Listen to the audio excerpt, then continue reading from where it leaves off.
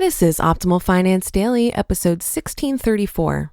How to Pay for College, Everything Undergrads Need to Know, by Sharkey of StudentLoanPlanner.com. And I'm your host and personal finance enthusiast, Diana Merriam. This is the show where I read to you from some of the best personal finance blogs on the planet, sometimes a little too enthusiastically. And before we get to it, have you subscribed to our other podcasts? We cover personal development and minimalism, health, relationships, entrepreneurship, and life advice on the other shows. Just search for Optimal Living Daily wherever you get your podcasts to find them. Now, I have a brand new author for you on the show today. I'll tell you more about Sarah after the article. But for now, let's hear our very first post from her as we optimize your life. How to Pay for College, Everything Undergrads Need to Know, by Sharkey of StudentLoanPlanner.com. Although the long-term rewards can be worth the upfront costs, a college education is an expensive undertaking with tuition costs rising each year. As an undergraduate student, it's a good idea to explore all of your financial options as you figure out how to pay for college. There are many resources available to help you pay for the education you desire. Let's explore all of the options that you might have at your disposal. How to Pay for College, 7 ways. Are you gearing up to pay for a college education? Here are 7 top ways to help when paying for college. Number 1, fill out a FAFSA, or free application for federal student aid. As you look for ways to fund your college costs, the free application for federal aid, or FAFSA, should be your first stop. The FAFSA is required by most public colleges and opens up the door to several federal financial aid award opportunities. These include 1. Scholarships. Many scholarships use the information provided in your FAFSA to determine your eligibility. Scholarships you can qualify for through your FAFSA include school-sponsored scholarships, for example. 2. Grants. Based on the information you provide, you might qualify for state and federal grants through this form. For example, you could qualify for the federal Pell Grant through this application. 3. Federal loans. The government determines your eligibility for all types of federal loans for undergraduates at a fixed interest rate through this form. You might be able to tap into both subsidized and unsubsidized federal student loans to cover your educational costs. And 4, federal work-study programs. Finally, you can qualify for work-study opportunities, a form of federal student aid, through the FAFSA. The FAFSA offers access to many different funding opportunities based on your financial need. Take time to fill it out as soon as it's available for your school year and submit your FAFSA by the deadline. It never hurts to see if you can qualify for scholarships, grants, and other financial aid awards. Federal student loan opportunities can serve as a relatively affordable way to fund your education compared to private student loans due to lower fixed interest rates. Number 2, private scholarships. As a prospective student looking to pay for college expenses, you might be surprised to know that there are hundreds of scholarship opportunities out there.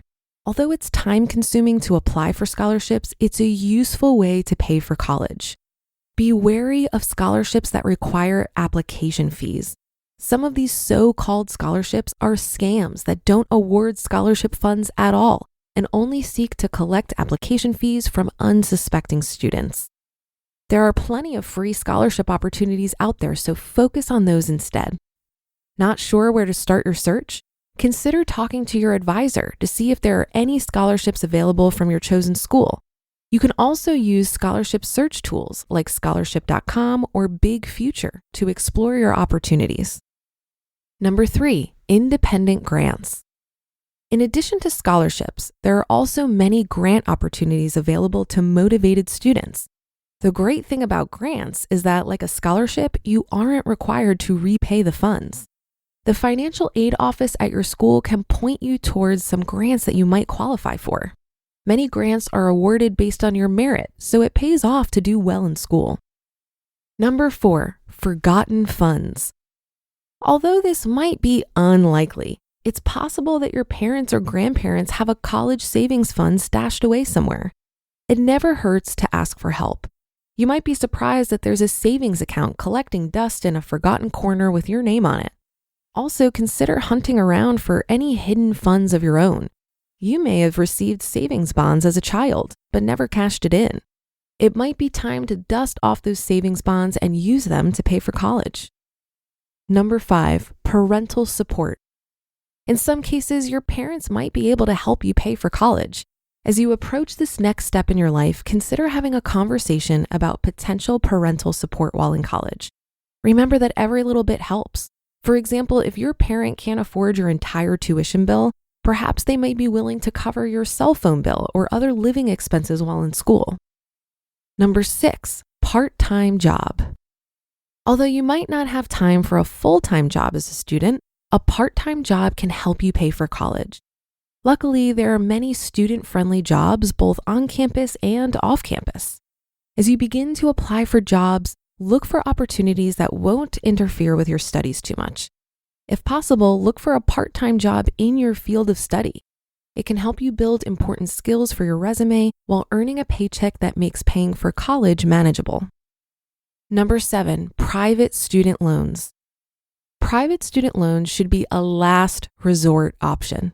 But if you need help paying for college and have exhausted your other options, private student loans can step in to save the day. Of course, you should be careful before making the decision to take out a private student loan. Private student loans often come with less favorable terms compared to federal loans and can have higher interest rates, especially if you have bad credit. Plus, you won't have federal benefits like federal student loan forgiveness or income-driven repayment options.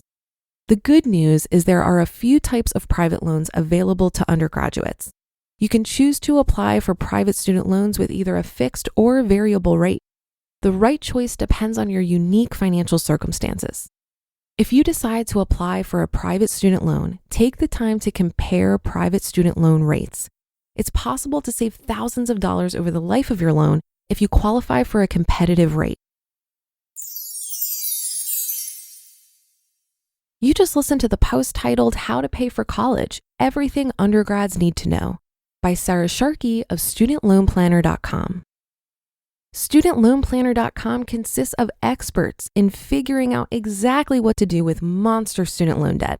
They can help create a custom student loan plan made just for you that details the path to debt freedom and even connect you with private lenders that will refinance your loans at a lower interest rate with a cashback bonus.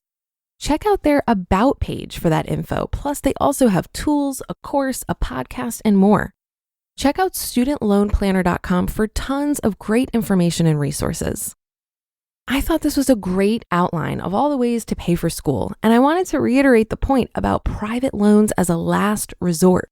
Federal loans are preferable due to student loan forgiveness or income-driven repayment options. And when you're thinking about how to finance your education, considering the reality and options for paying off student loan debt is super important. I learned from my friend Travis Hornsby, who actually founded the Student Loan Planner, that there are really only 2 approaches to student loan debt. Number 1, pay it off as quickly as possible, and this is where refinancing may make sense.